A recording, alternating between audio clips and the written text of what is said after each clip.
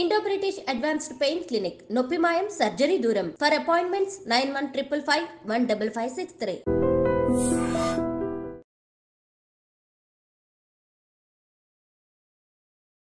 Welcome to iDream media. So రాత్రి నిద్రించే ముందు గోరువెచ్చని నీటిని తీసుకోవాలి. ఇది మన ఆయుర్వేదంలో చెప్పబడింది. ఇది ఒక ప్రాచీన వైద్య విధానము. ఈ రెమెడీని పాటిస్తే చాలా రకాల అనారోగ్య సమస్యలకు చెక్ పెట్టవచ్చట. మరి దీని గురించి పూర్తి వివరాలు తెలుసుకుందాం. ఈరోజు మనతో పాటు ఉన్నారు ప్రముఖ ఆయుర్వేద వైద్య నిపుణులు ప్రొఫెసర్ డాక్టర్ టి వేణుగోపాలరావు గారు from Ojas ayurvedic centre Chikkadpally. Doctor గారు నమస్తే. ధన్వంతరియే నమః. నమస్కారం. డాక్టర్ గారు, జనరల్గానే చెప్తూ ఉంటారు ఆయుర్వేదంలో చెప్పిన చిట్కాలన్నీ కూడా సో రూట్ కాజ్ ఏంటి దాన్ని ట్రీట్ చేస్తుంది.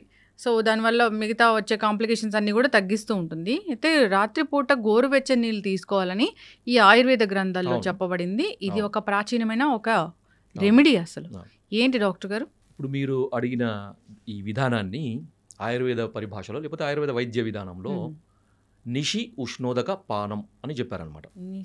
ఉష్ణోదక పానం. నిషి అంటే రాత్రి, ఉష్ణోదకం అంటే వేడి నీళ్ళు, పానం అంటే తాగడం. సింపుల్. రాత్రిపూట వేడి నీళ్ళు లేకపోతే గోరువెచ్చని నీళ్ళు తాగడం.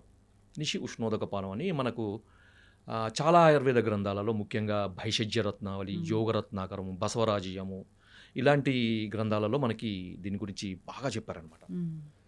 అయితే ఈ నిషి ఉష్ణోదక పానం అంటే ఏంది, ఎలా తాగాలి, ఎవరు తాగాలి, ఎంతకాలం తాగాలి, ఇవన్నీ ప్రశ్నలు. సో దాదాపుగా నేను నా దగ్గరికి వచ్చే ఎక్కువ మంది పేషెంట్స్కి సజెస్ట్ చేసేది అంటే 170% మందికి, అంటే వాళ్ళ అవసరం, ఇది తాగాల్సిన అవసరం వాళ్ళకి ఇది నేను సజెస్ట్ చేస్తాను. దాదాపు 15 ఏళ్ళ నుంచి నేను ఇది సజెస్ట్ చేసుకుంటూ వస్తున్నాను. అద్భుతమైన ఫలితాలు ఉంటాయమ్మా. చాలా సింపుల్ రెమెడీ, సింపుల్ చిట్కా. మన చిట్కా అంటే మనము ఏదో మనము దీన్ని చిన్న చూపు చూడొద్దు, దాంట్లో ఎంతో సైంటిఫిక్ రీజన్ ఉంటుందన్నమాట. నేను చెప్తాను దీన్ని ఎలా చేసుకోవాలి. నిషి ఉష్ణోదక పానం అంటే ముఖ్యంగా ముందు ఉష్ణోదకం అంటే వేడి నీళ్ళు, దాన్ని ఎలా తయారు చేయాలి, ఎట్లా చేసుకోవాలి అంటే మామూలు మన ప్రిపరేషన్ కూడా చాలా వేరుగా ఉంటుంది. ఏదో నీళ్ళు గోరువెచ్చ చేసుకొని పొయ్యి మీద పెట్టి గిన్నెలో వేడి నీళ్ళు వేసుకొని తాగడం కాదు, దానికి ఒక పద్ధతి ఉంటుంది అన్నమాట. సో ఆ పద్ధతి ఎందుకు చెప్పారనేది కూడా దానికి రీజన్ చెప్తాను. ముందుగా ఎలా చేసుకోవాలంటే మామూలుగా మనం తాగే నీళ్ళు, చాలామందికి అపార్ట్మెంట్లు ఉన్న వాళ్ళకి ఆర్ఓ నీళ్ళు మాత్రమే దొరుకుతాయి. లేదు కొంతమందికి మున్సిపల్ ట్యాప్ నీళ్ళు దొరుకుతాయి, కొంతమందికి బావి నీళ్ళు దొరుకుతాయి, మినరల్ వాటర్ కూడా దొరుకుతాయి. కాకపోతే ఏంటంటే వీలైనంత వరకు మినరల్ వాటర్ అవాయిడ్ చేయండి, ఆర్ఓ వాటర్ కూడా అవాయిడ్ చేయండి వీలైతే. దీని కొరకు ఏం చేయాలంటే ఒక గ్లాసు నీళ్ళు లేకపోతే 2 గ్లాసుల నీళ్లు తీసుకోండి. ఇప్పుడు నేను చెప్పిన నీళ్ళని తీసుకొని ఆ 2 గ్లాసుల నీళ్లు మరగపెట్టాలన్నమాట. ఎంతవరకు మరగపెట్టాలి అంటే 2 గ్లాసుల నీళ్లు అర గ్లాస్ అయ్యే వరకు మరగపెట్టాలి, లేకపోతే 4 కప్పుల నీళ్లు 1 కప్పు అయ్యే వరకు మరగపెట్టాలన్నమాట. ఇప్పుడు తీసుకోవాల్సింది ట్యాప్ వాటర్. ట్యాప్ వాటర్ అయితే చాలా మంచిది, ఎందుకంటే ట్యాప్ వాటర్ మనకి కృష్ణా వాటర్ కానీ మంజీరా వాటర్ కానీ మనకి నదుల నీళ్ళే దాదాపుగా మనకి మున్సిపల్ వాటర్ తీసుకుంటే మంచిది అనమాట. బావి నీళ్ళైనా మంచిదే. దీన్ని చతుర్భాగ అవశేష ఉష్ణోదకము అంటారు. అంటే ఒక భాగాన్ని 4 భాగాలు అయ్యే వరకు మరగబెట్టిన నీళ్ళు అనమాట. లేదు మాకు ఇంకా కొంచెం తొందరగా కావాలి, మాకు అంత టైం లేదంటే అర్ధ భాగ అవశేషం, అంటే 2 కప్పుల నీళ్ళు 1 కప్పు అయ్యే వరకు, లేకపోతే 1 గ్లాసు నీళ్ళు అర గ్లాస్ అయ్యే వరకు అర్ధ భాగ అవశేషం. ఇంకా కొంచెం స్ట్రాంగ్గా కావాలంటే 8వ వంతు, అంటే 2 కప్పుల నీళ్ళు 1/2 కప్పు అయ్యే వరకు అలా కూడా తీసుకోవచ్చు. లేదు అంటే అర్ధ భాగం కానీ చతుర్భాగంగా అంటే 1/4 రెడ్యూస్ కానీ లేకపోతే హాఫ్ రెడ్యూస్ నీళ్లు కానీ మనం చేసుకోవచ్చు అనమాట.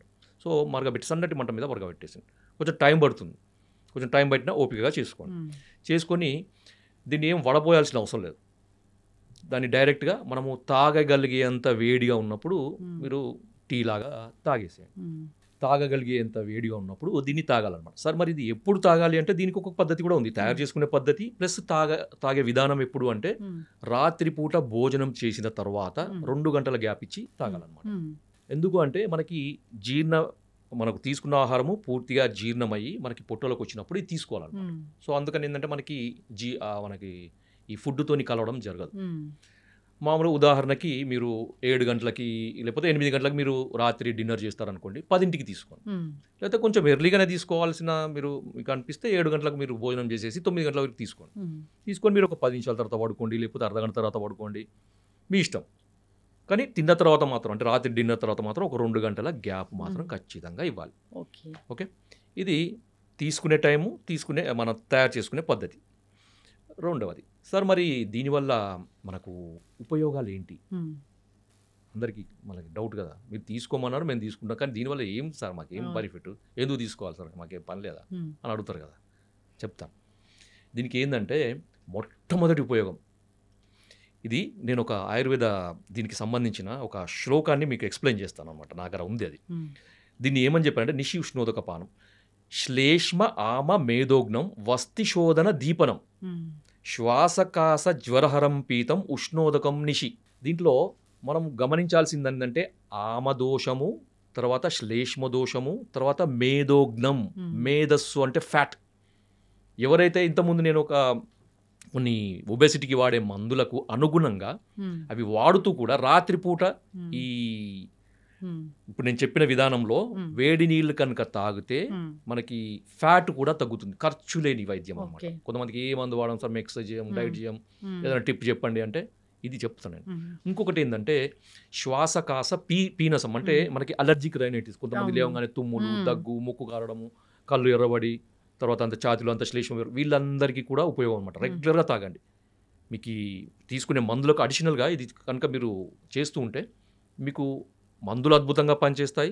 మందులు ఎక్కువ కాలం వాడాల్సిన అవసరం లేకుండా తక్కువ కాలంలో వాటి రిజల్ట్స్ కనపడతాయి అనమాట. తర్వాత ఇంకొకటి కాన్స్టిపేషన్, ఉదయం లేవగానే చక్కగా మోషన్ అవుతుంది, ఫ్రీగా మోషన్ అవుతుంది. తర్వాత డే అంతా కూడా ఎనర్జెటిక్గా ఉంటారు అనమాట. ఎందుకంటే దీనికి ఆమదోషహరం అని చెప్పారు. ఆమం అంటే టాక్సిన్స్, అవి బయోటాక్సిన్స్, ఫుడ్ వల్ల వచ్చేవి, మెటబాలిక్ యాక్టివిటీలో వచ్చే టాక్సిన్స్, లేకపోతే రకరకాల టాక్సిన్స్ని మనమి ఆమదోషం కింద చెప్పు. ఆమదోషం అది పెద్ద టాపిక్ అది. సో ఆమదోషం ఉన్నప్పుడు శరీరంలో అంత బరువు, నీరసము, లేకపోతే ఎప్పుడు చిన్న పని చేసిన తొందరగా అలసిపోవడము, లెథర్జీగా ఉండడము, దేని మీద కాన్సన్ట్రేషన్ లేకపోవడము, కొంచెం పని చేసినా కూర్చోవాలనిపించడం, కూర్చున్న తర్వాత పడుకోవాలనిపించడం, పడుకున్న తర్వాత పూర్తిగా నిద్రలో జారుకోపోవాలనిపించడము, తర్వాత చిరాకు, చిన్నదానికి చిరాకు, ఏదైనా కొద్దిగా సౌండ్ విన్నా కానీ ఆయాసం లాగా రావడం, దడలాగా రావడం, కోపం రావడం, రెస్ట్లెస్నెస్, ఇవన్నీ ఉంటాయి అన్నమాట. ఇవన్నీ కూడా ఆమదోషానికి సంబంధించినవి. సో ఇవి తీసుకోవడం వల్ల ఏమంటే బాడీ డిటాక్స్ అవుతుంది, శరీరంలో ఉన్న మనకి టాక్సిన్స్ అన్నీ కూడా పోతాయి అన్నమాట. పోయి బ్లడ్ ప్యూరిఫై అవుతుంది, మన పేగులలో ఉండే మలం, చెత్త చెదారము, తర్వాత మలం, మన టాక్సిన్స్ అన్నీ కూడా బయటికి వెళ్ళిపోతాయి. వెళ్ళిపోయి మనకి రోజంతా హుషారుగా ఉండేటట్టు చూస్తుంది అన్నమాట. సింపుల్ రెమెడీ, చాలా సింపుల్ రెమెడీ. ఎంత మనకి దీనికి ఏమైనా ఖర్చు ఉందా? ఏం లేదు. నీళ్ళు తాగి పడుకోవడం, పాలు తాగే బదులు పాలు, కొంతమంది జ్యూస్లో తాగే అలవాటు ఉంటుంది, అవన్నీ మానేయండి. మీరు జస్ట్ ఒక నీళ్ళు తాగండి, వేడి నీళ్ళే తాగండి, ఖర్చు లేని పని తాగండి. మీరు ఇవన్నీ బెనిఫిట్స్ వస్తాయి. తర్వాత ఇంకొకటి ఏంటంటే కొంతమందికి స్కిన్ డ్రై అవుతుంది, ఇప్పుడు చలికాలం కదా, స్కిన్లో హైడ్రేషన్ కూడా అవుతుంది, చర్మం మొత్తం తేమగా ఉంటుంది, స్కిన్ కలర్ కూడా పెరుగుతుంది దీంతో. ఎందుకంటే టాక్సిన్స్ అన్ని పోతుంటాయి కదా, బ్లడ్ ప్యూరిఫై అవుతుంది కదా, స్కిన్ కూడా మంచిగా గ్లో పెరుగుతుంటుంది, చూడగానే ఏదో హెల్తీగా కనపడుతుంది, ముఖం కూడా తేజస్సుగా కనపడుతుంది. సో ఇన్ని బెనిఫిట్స్ ఉన్నాయి. తర్వాత ఇంకొకటి ఏంటంటే ఇది కొంతమందికి ఈ హెచ్డిఎల్ లెవెల్, ఎల్డిఎల్ లెవెల్, మనకి లిపిడ్ ప్రొఫైల్ అంటారు కదా, లిపిడ్ ప్రొఫైల్లో హెచ్డిఎల్ లెవెల్ మనకి తక్కువ ఉండడం, ఎల్డిఎల్ లెవెల్ ఎక్కువ ఉండడము, టోటల్ కొలెస్ట్రాల్ ఎక్కువగా ఉండడం, వీళ్ళకి కూడా ఇది వాడుతుంటే, ఆ మందులకు అడిషనల్గా వాడుతుంటే కూడా మంచి బెనిఫిట్స్ ఉంటాయి. సరే ఇవన్నీ చెప్పారు. మీరు ఇంట్రెస్ట్ ఉన్న వాళ్ళు ఈ పార్ట్ చూడండి, ఈ లాస్ట్ పార్ట్.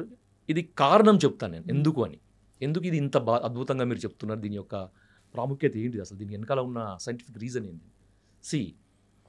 సింపుల్ అమ్మా, మనకి శరీరంలో స్రోతస్సులు అని ఉంటాయన్నమాట, నాడులు అని అంటారు. సూక్ష్మ నాడులు, స్థూల నాడులు అంటే సప్టిల్, అంటే మనకి సూక్ష్మ అంటే సప్టిల్గా ఉండే నాడులు అంటే మార్గాలు, పతాలు, వేస్, తర్వాత మనకి capillaries, blood vessels, capillaries, lymphatic డ్రైనేజ్కి సంబంధించినవి, తర్వాత వీన్స్, వీటి ఆర్టరీస్, నర్వ్ కండక్షన్కి సంబంధించిన నర్వ్స్, వీటన్నిటిని కూడా మనం స్రోతస్సుల కింద తీసుకోవచ్చు. అవి కంటికి కనబడని వాటిని మనకి సన్నగా ఉండేవాటిని సూక్ష్మ స్రోతస్సులు అంటారు. స్థూల స్రోతస్సులు అంటే మనకి గ్యాస్ట్రో ఇంటెస్టైనల్ సిస్టంలో ఉండే మనకి పేగులు, తర్వాత ఇవన్నీ కూడా మనకి స్థూల స్రోతస్సుల కింద తీసుకోవచ్చు. వీటన్నిటి కూడా మార్గాలు అన్నమాట. అంటే మనకి వాత, పిత్త, కఫాలు కానీ, ఆహారం కానీ, తర్వాత రసధాతు కానీ, ధాతులు కానీ, రక్తం కానీ, మలినాలు కానీ, ద్రవ పదార్థాలు కానీ, ఒక మనకి నర్వ్ కండక్షన్ కానీ ఒక దగ్గర నుంచి ఇంకో దగ్గరికి మూవ్ కావాలంటే ఈ స్రోతస్సులు క్లియర్గా ఉండాలి. ఓకే, ఎప్పుడైతే ఈ స్రోతస్సులలో లేదా ఈ మార్గాలలో, ఈ దారులలో అడ్డంకులు ఉంటాయో వాటిని స్రోతావరోధము అంటారు. ఈ స్రోతావరోధము తొలగిపోవడానికి అగ్నితత్వం కావాలి. అంటే ఒక ఫైర్ ఎనర్జీ అన్నమాట. ఒక ఫైర్ ఎనర్జీ ఉన్నప్పుడు ఏంటంటే ఆ స్రోతస్సులు అనేవి బ్రేక్ అవుతాయి, ఎందుకంటే వాటిలో ఉండే అడ్డంకులు అనేవి కరిగిపోతాయి అన్నమాట. సో మేధో ధాతు ఫ్యాట్ వల్ల కానీ అది అడ్డంకి ఉండొచ్చు, శ్లేష్మ ధాతు వల్ల కూడా ఉండొచ్చు కదా. సో వీటి వల్ల వచ్చే శ్రోతావరోధం పోవడానికి అగ్ని యొక్క తత్వం అవసరం అనమాట. మనము అగ్ని యొక్క తత్వాన్ని నేరుగా మనం తీసుకోలేము. మనం మంటను లోపలికి తీసుకోగలుగుతాం, ఫైర్ లోపలికి మింగగలుగుతాం లేదు. సో దానికరకు ఏం చేస్తున్నామంటే ఈ అగ్నితత్వాన్ని జలానికి ఆపాదిస్తున్నాం. సో మనం వేడి చేయడం వల్ల ఏమవుతుందంటే ఈ అగ్నితత్వము ఆ నీటిలోకి పోయి మనం తీసుకున్నప్పుడు అగ్నితత్వం అనేది ఈ స్రోతస్సులని మనకి ఛానల్స్ ని ఓపెన్ చేస్తుంది అన్నమాట. సో అప్పుడు ఈ శ్రోతావరోధం తొలగిపోయి అవి ఛానల్స్కి అంత రక్త ప్రసారం బాగా జరుగుతుంది, నర్వ్ కండక్షన్ బాగా జరుగుతుంది, మనకి ఈ ఆహారం యొక్క జీర్ణ వ్యవస్థకు సంబంధించిన మూమెంట్స్ అవన్నీ కూడా నార్మల్గా ఉండి ఆరోగ్యం చేయకూడదు. ఇది దీంట్లో ఉండే సైంటిఫిక్ రీజన్ అన్నమాట. ఖచ్చితంగా డాక్టర్ గారు చాలా చక్కగా చెప్పారు. ఎన్నో ఏళ్ళ ఎక్స్పీరియన్స్ మీది ఈ ఆయుర్వేదంలో. చాలామంది అంటే మాకు డయాబెటీస్ తగ్గింది, సోరియాసిస్ తగ్గింది, మేము వెయిట్ లాస్ అయ్యాము, సో మాకు గ్యాస్ట్రిక్ ఇష్యూస్ ఉంటే తగ్గాయి, ఇలా చెప్తూ ఉంటారు మీ దగ్గర వచ్చినప్పుడు. చాలామంది విన్నాను నేను. సో అంటే ఆయుర్వేదానికి ఇంకా ప్రాచుర్యం కావాలి, ఆయుర్వేదం ఇంకా జనాల్లోకి వెళ్ళాలి. మీరు మాకు రెగ్యులర్గా ఇంటర్వ్యూస్ ఇస్తూ ఉండండి. ఈ మాధ్యమాల ద్వారా చాలా చక్కటి ఇన్ఫర్మేషన్ అనేది వెళ్తూ ఉంటుంది. ఖచ్చితంగా డాక్టర్ గారు అందరూ కూడా పాటించాలని కోరుకుందాం. ఏదో గోల్డెన్ మిల్క్ అది ఇదని చెప్తూ ఉంటారు, అది కాదు. అసలు ఆయుర్వేదం గ్రంథాల్లో ప్రాచీనంగా ఇది ఎప్పటి నుంచో చెప్పబడిన ఒక ఆరోగ్య రహస్యం. పాటించాలని కోరుకుందాం, ఆరోగ్యంగా ఉండాలని కోరుకుందాం. ధన్యవాదాలు డాక్టర్ గారు. జై ఆయుర్వేద.